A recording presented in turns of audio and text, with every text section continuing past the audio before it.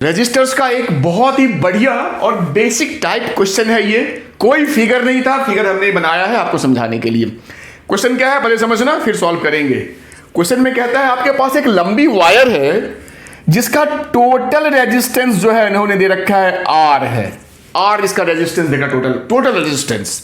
ठीक है, अब क्या कहा है, इस पूरे वायर को हमने छोटे छोटे टुकड़ों में ऐसे काट लिया, ऐसे ऐसे इसको काट के हमने 8 टुकड़ों में बांट लिया। 8 जो मैंने यहां दिखाया, 1 2 3 4 और इधर 4, 8 टुकड़े में बांट लिया, सेम टुकड़े।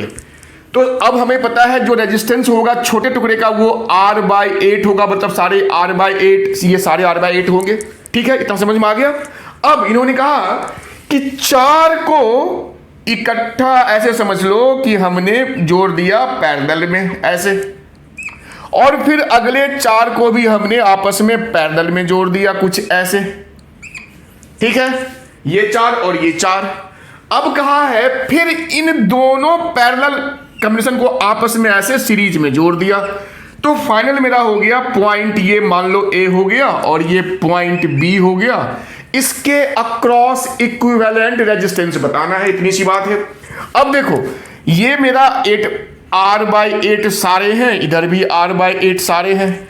तो ये जो चारों मिलकर के जो होगा वो आपका हो जाएगा, पता है ना, अगर सेम रेजिस्टर्स हो और पैरेलल में हो तो जितने रेजिस्टर्स होते हैं उतना से हम डिवाइड कर देते हैं, तो आपका सिंपली ये R/32 आ जाएगा इन चारों की वजह से।